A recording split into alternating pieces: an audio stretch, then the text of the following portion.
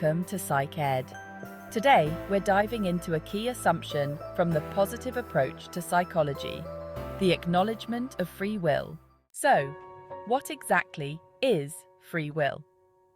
Free will is the idea that we, as human beings, have the ability to make our own decisions.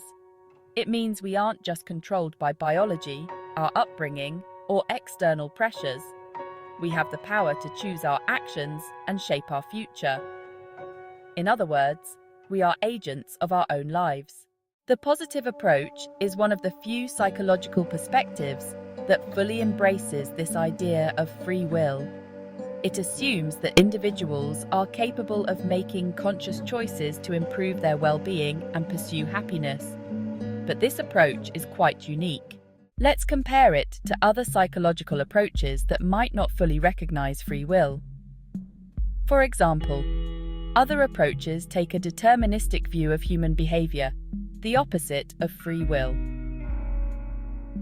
The biological approach often argues that much of our behavior is predetermined by our genes or brain structure, meaning there's limited room for free will.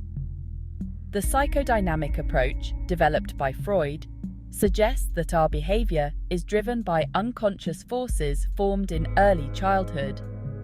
Freud believed that free will is largely an illusion.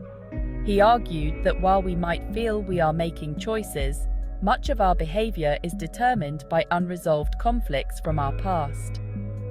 But the positive approach is different. It rejects the idea that we're merely products of our biology or upbringing. Instead, it focuses on human strengths, potential, and our ability to make meaningful choices.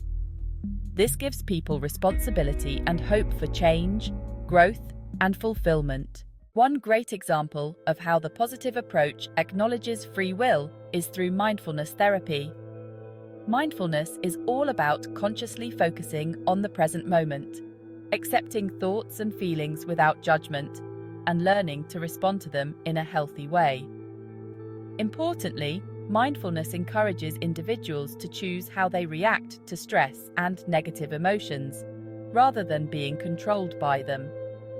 This is a perfect demonstration of free will in action. By practicing mindfulness, people learn to take control of their thoughts and responses, rather than being passive victims of their circumstances or emotional states.